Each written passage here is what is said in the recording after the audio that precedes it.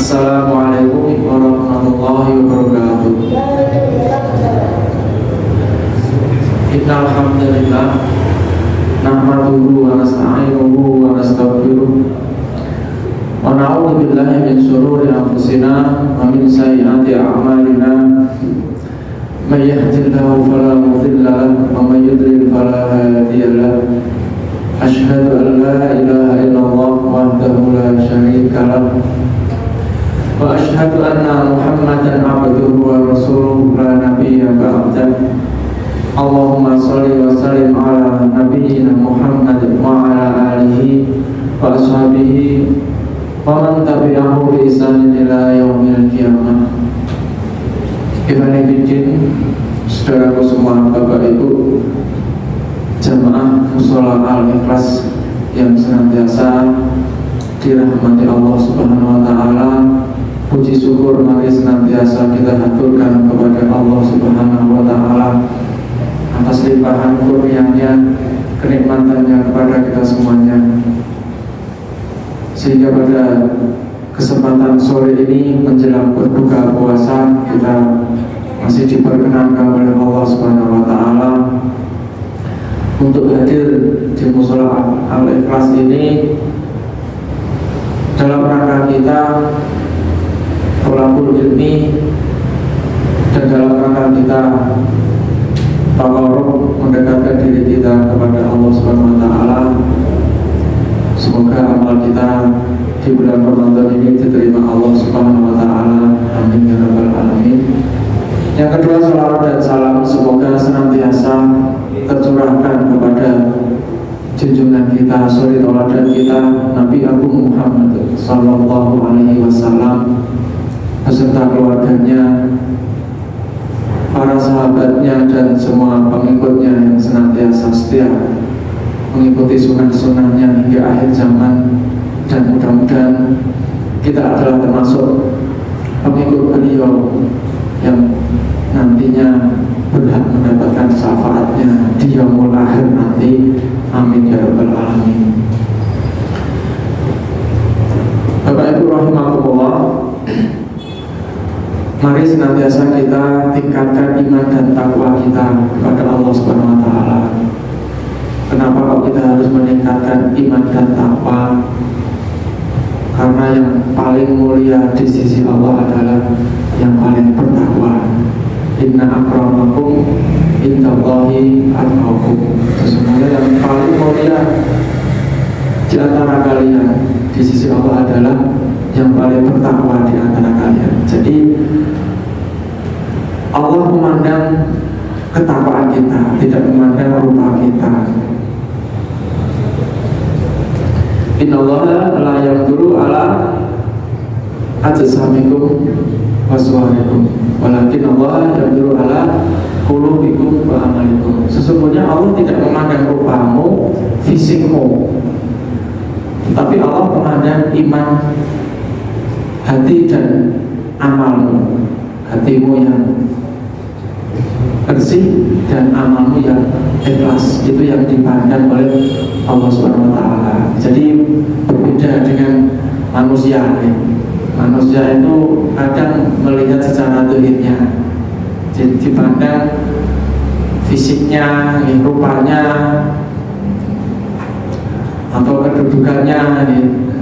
Jadi cara pandang Allah itu berbeda dengan cara pandang manusia. Kalau manusia itu misalnya ada acara mantenan misalnya palimaan, kalau ada tamu yang datangnya pakai mobil itu nyambutnya luar biasa.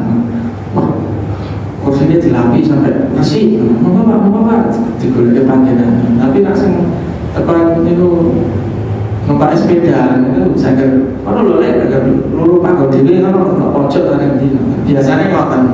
Nah itu manusia memang begitu, tapi Allah tidak begitu. Allah memandang itu tidak dari itu numpak pajirun, numpak itu bupati misalnya numpak anaknya kiai, numpak boten-boten. Tapi Allah memandang hatinya, Allah mengetahui hati manusia dan yang dipandang hatinya dan amalnya.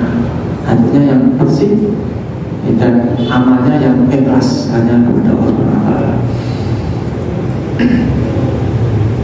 Bapak Ibu rahimakumullah, apalagi di akhir-akhir Ramadan ini kita sudah memasuki sepertiga terakhir bulan Ramadan. Ibarat pelari itu kita sudah hampir sampai ke finish. Lomba lari, garis finishnya sudah kelihatan, maka pasti kita akan menambah kecepatan. Karena kita tahu kanan kiri mungkin ada saingan, ya kita tambah kecepatan lagi. Jadi kira-kira beberapa ratus meter sebelum finish itu kita menambah kecepatan supaya kita sampai di finish itu jadi nomor 1. Demikian juga kita di bulan Ramadan ini, di akhir-akhir bulan Ramadan kita tambah semangat kita, ya, tambah amalan kita dalam rangka kita mau mencapai akhir Ramadan. Janjinya kita sedih di tinggal Ramadan itu sedih. Kita akan berpisah dengan Ramadan selama 11 bulan lagi. Ibarat kita mau dipamiti anak atau saudara pamit kepada kita pergi jauh, misalnya ke luar Jawa lagi, kita tidak ketemu lama dan pulangnya itu mungkin setahun lagi, tentu kita akan sedih. Nah, maka ketika kita mau sampai kepada akhir Ramadan ini, sebenarnya kita sedih, dimana bulan yang penuh berkah, penuh ampunan, Allah melipat gandakan pahala, diskon sebanyak-banyaknya. Ibarat di toko itu obral, semurah-murahnya. Kalau kita sebentar lagi tokonya mau tutup, maka kita berusaha untuk supaya kita ikut mendapatkan diskon atau obral di toko itu. Maka mari kita manfaatkan di sisa-sisa Ramadan ini, kita tingkatkan, jangan malah kendor, ya. Biasanya sih menjelang Idul Fitri, ya, akhir Ramadan itu ibu-ibu sing ngerada repot, ya. Nah, bapak-bapak boten mati, ya. Ibu-ibu itu sibuk menyiapkan nanti persiapan untuk Lebaran. Mulai boleh jajan, nembaske pakaian, baju bagi putrane, jajan itu macam-macam ditugas, padahal pakai botol nanti sing rawuh, boten nanti sing ujung. Saat ini kan motor HP kan. Selamat Idul Fitri, motor itu pakai HP. Mohon maaf lahir dan batin. Jadi budaya silaturahim sudah mulai berkurang, tapi tetap kita upayakan. Tidak masalah mengirim ucapan Idul Fitri, mohon maaf di lewat HP, WA, ya. Tapi alangkah baiknya untuk orang-orang yang kita cintai, bapak ibu kita, saudara kita, ya, sanak saudara yang dekat itu kita bersilaturahim, ya, karena manfaat silaturahim itu banyak sekali, ya. Bapak Ibu rahimakumullah, tidak lupa senantiasa kami mengingatkan untuk kepada diri saya sendiri dan jamaah semuanya, mari kita tingkatkan iman kita kepada Allah Subhanahu wa taala. Iman, tauhid kita benahi, ya. Karena dengan tauhid itu artinya nyuwijake hanya kepada Allah, ya. Dan tidak mendua. Lawan dari tauhid itu syirik. Syirik itu antaj'alu lillahi niddan, membuat tandingan bagi Allah. Jadi kita membuat tandingan bagi Allah. Kita percaya kepada Allah, tapi juga kita percaya kepada selain Allah, itu syirik. Kalau kafir jelas, ya, kafir tidak percaya kepada Allah. Tapi kalau syirik itu percaya kepada Allah, tapi percaya kepada selain Allah. Ada kekuatan lain selain Allah Subhanahu wa taala. Dan ini harus kita jaga akidah kita, keimanan kita, tauhid kita atau akidah kita harus kita jaga benar-benar, karena yang selamat itu adalah orang-orang yang menjaga tauhid, tidak dicampuri dengan syirik. Ini orang yang selamat. Walaupun amal kita sedikit, tapi kalau kita itu imannya benar, tauhidnya lurus, akidahnya kencang kuat, maka kita insya Allah seberapa banyak pun dosa kita, maka Allah akan mengampuni, asalkan tadi tauhid kita tidak dicampuri dengan kesyirikan. Itu syirik itu harus benar-benar kita jauhi, karena Allah tidak mengampuni dosa syirik. Innallaha la yaghfiru an yushraka bihi wa yaghfiru ma duna dzalika liman yasha. Al-ayat. Sesungguhnya Allah tidak mengampuni dosa syirik, dan Allah mengampuni dosa selain syirik. Dosa apapun selain syirik Allah berkenan untuk mengampuni. Kalau syirik Allah tidak akan mengampuni. Karena memang kadang-kadang apa yang dipandang remeh oleh manusia itu besar bagi Allah. Gitu juga sebaliknya. Kadang-kadang kita memandang sesuatu itu besar, tapi itu tidak seberapa bagi Allah. Contohnya kalau kita percaya kepada sesuatu hal ada kekuatan selain Allah, misalnya kita mempunyai jimat ini punya kekuatan bisa untuk keselamatan, penglarisan dan sebagainya. Itu orang memandangnya itu remeh, hal yang kecil dibanding dengan misalnya dosa membunuh manusia. Itu kan orang memandangnya membunuh manusia itu dosa yang lebih besar daripada kita percaya pada misalnya jimat tadi itu. Tapi bagi Allah tidak. Bagi Allah dosa syirik itu jauh lebih besar. Jadi Allah memandang sesuatu yang kadang dipandang manusia kecil itu besar bagi Allah. Nah, maka kita harus waspada, waspada. Itulah pentingnya kita tolabul ilmi. Tolabul ilmi terutama ngaji masalah akidah. Karena siapa yang mensekutukan Allah yang di dalam surat Al-An'am ayat 82, surat Az-Zumar ayat 65, lain asyrakta la yahbatanna amaluka. Lamun sira itu nyekutake Allah, la yahbatanna amaluka, mongko mesti bakal mosbro kabeh amal Allah. Jadi kalau kita itu mensekutukan Allah, maka semua amal kita akan hangus, hilang. Semua amal kita, sholat kita, puasa kita, bayangkan ya, sedekah kita, bahkan haji kita, layak betul amal akan hapus semua amal kita. Nah ini kan eman-eman nih, eman-eman. Maka mari senantiasa kita jauhkan diri kita dari kemusyrikan, dan orang yang aman itu orang yang terhindar dari kemusyrikan.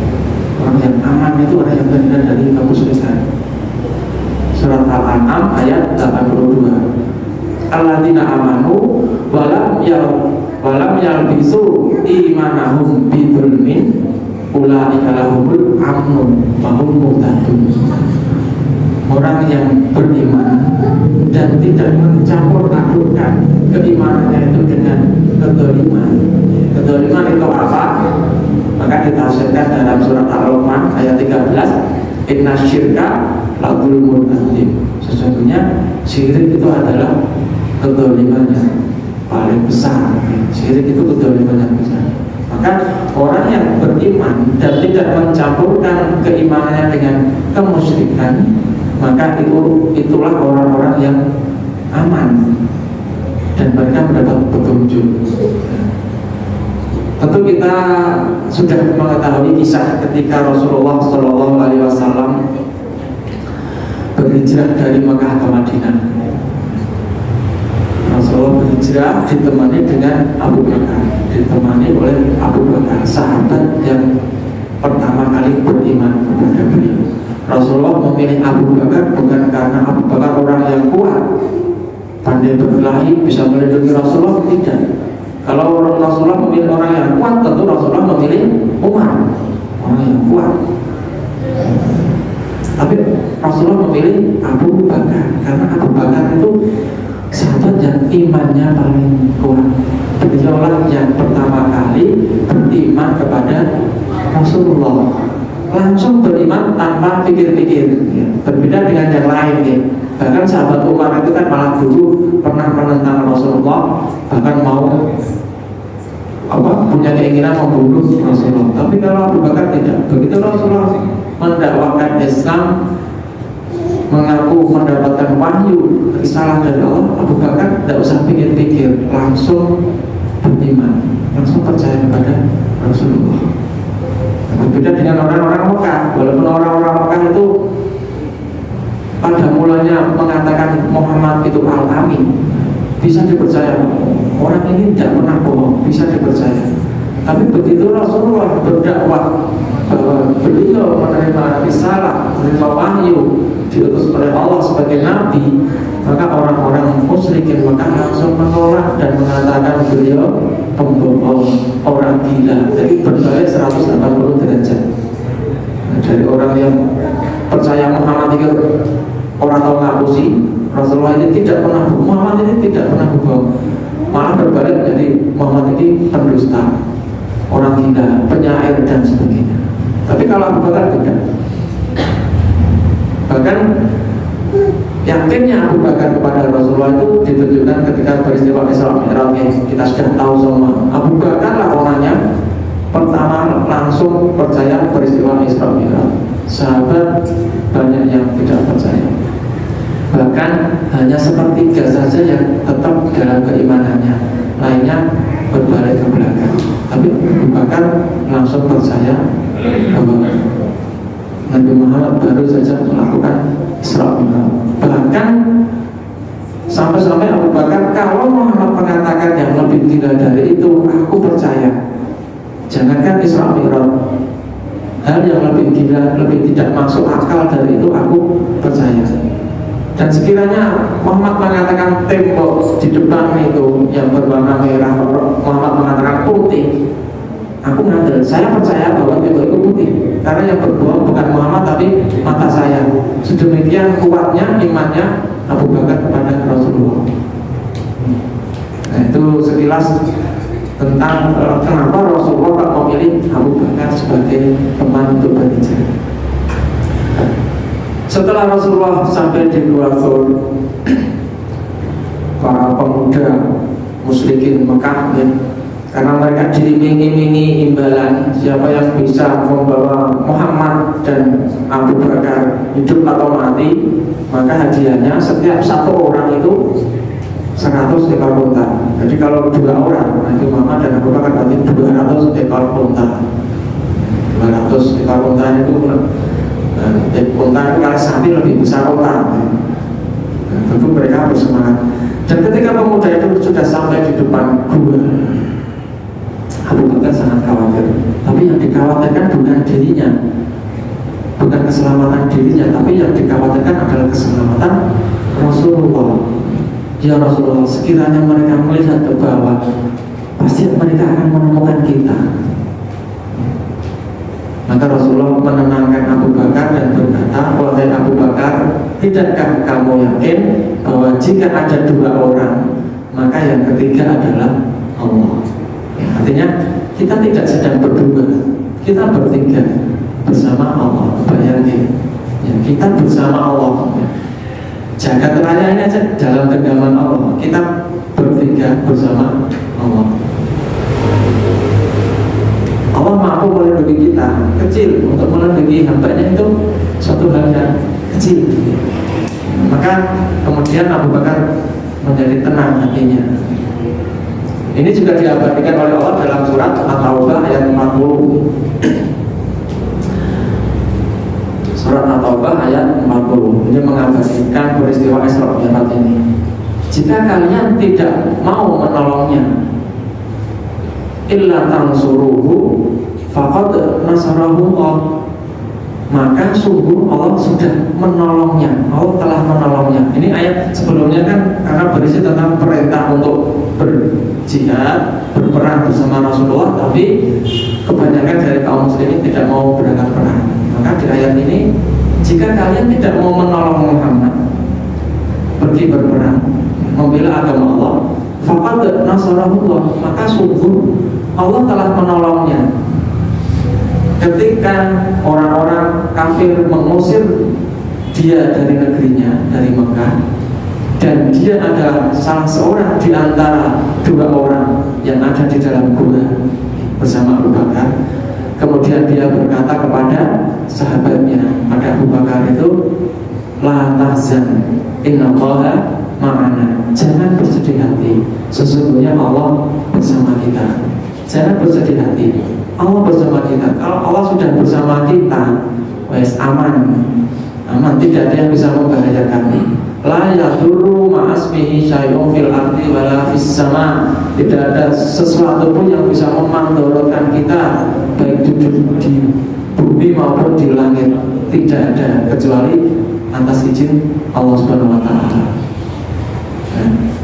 Kalimat ini tidak mungkin diucapkan oleh orang yang imannya lemah, tidak mungkin. Bayangkan di situasi di dalam gua berdua, kemudian datang pemuda-pemuda pilihan, belasan pemuda pilihan dengan senjatanya masing-masing, tapi Rasulullah dengan tenang menenangkan Abu Bakar, la tahzan, jangan bersedih hati, innallaha ma'ana, sesungguhnya Allah bersama kita. Dan sekarang Allah pun insya Allah bersama kita, ya, mengawasi kita. Allah tahu kita sedang ngaji di sini, Allah tahu. Kita nanti pulang di jalan sampai rumah pun Allah tahu. 24 jam non-stop Allah tahu. CCTV-nya tidak pernah mati, selalu mengawasi kita. Kita berbuat baik pun Allah tahu dan dicatat oleh malaikat. Kita berbuat buruk pun Allah tahu. 24 jam, ya. Hati-hati, kita selalu diawasi Allah. Innallaha ma'ana. Maka kemudian Allah menolong Rasulullah dan Abu Bakar, dan mudah bagi Allah untuk menolong hambanya, mudah sekali. Dengan cara yang sederhana, Allah memerintahkan burung untuk membuat sarang di depan gua, bertelur dan mengerami telurnya. Allah memerintahkan laba-laba untuk membuat sarang di depan mulut gua. Kemudian dalam satu riwayat juga Allah menumbuhkan pohon di depan mulut gua.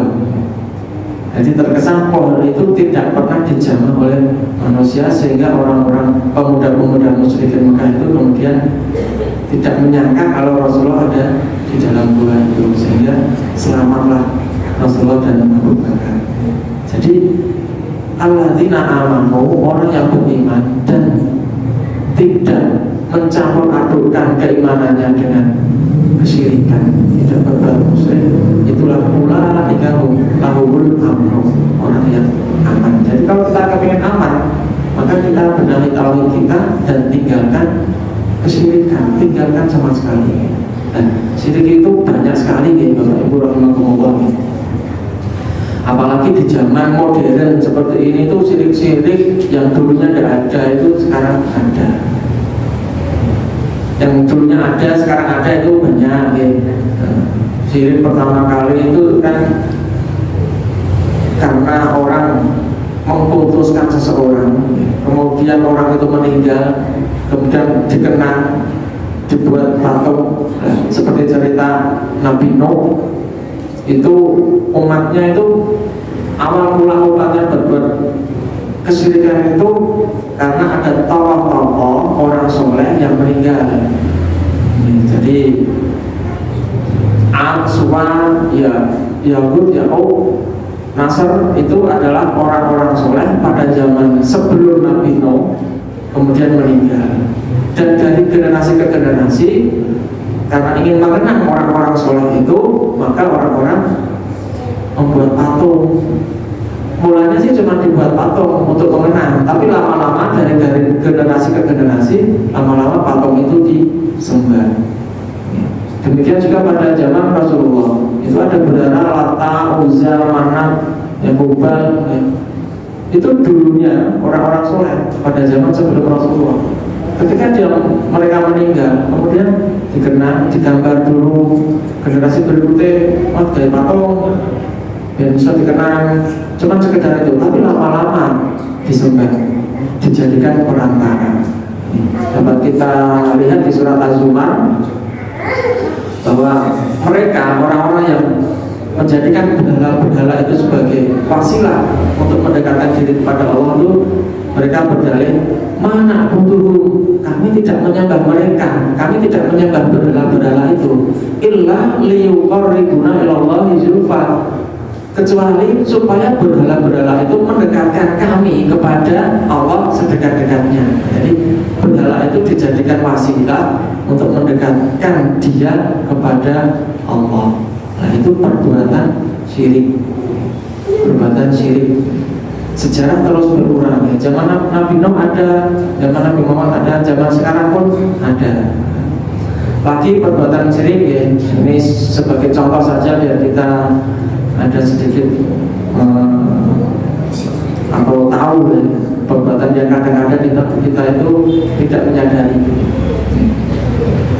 Perbuatan syirik itu perdukunan. Kita pergi ke dukun, bahkan dalam hadis kan jelas ya, bila seseorang itu pergi ke dukun bertanya sesuatu dan membenarkan, maka 40 hari sholatnya tidak diterima. Jadi kan sholat 40 hari dianggap betul sholat, padahal ninggalke sholat bisa mau berdosa besar, apalagi 40 hari dianggap tidak sholat. Kemudian biasanya dukun itu akan memberi jimat ya, ditempelkan digantung di depan pintu atau di ruangan gitu, dengan tujuan biar keselamatan, atau di depan toko biar tokonya laris. Nah, itu namanya tamimah, itu syirik. Kemudian tiwala itu jambi-jambi, tiwala itu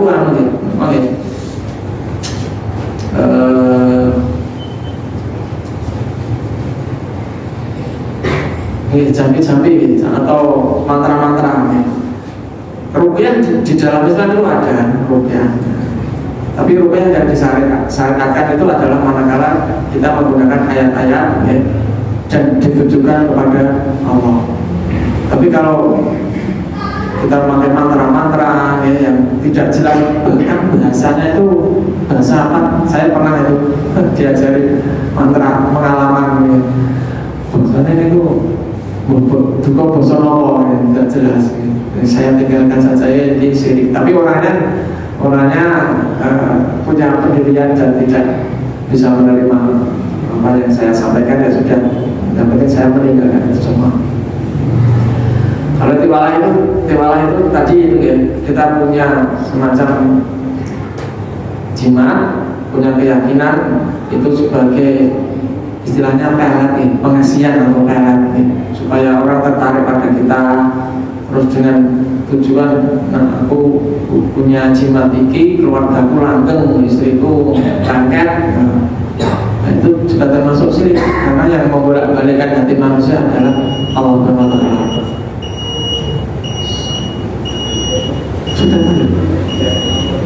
Sudah. Ya Bapak Ibu, karena sudah maghrib, maju berarti ya, saya kira lebih 38 sekarang 35. Monggo kita segerakan untuk berbuka puasa. Ya, demikian kurang lebihnya saya mohon maaf. Aku qouli hadza astaghfirullahi wa lakum wa billahi fisabilillah. Assalamualaikum warahmatullahi wabarakatuh.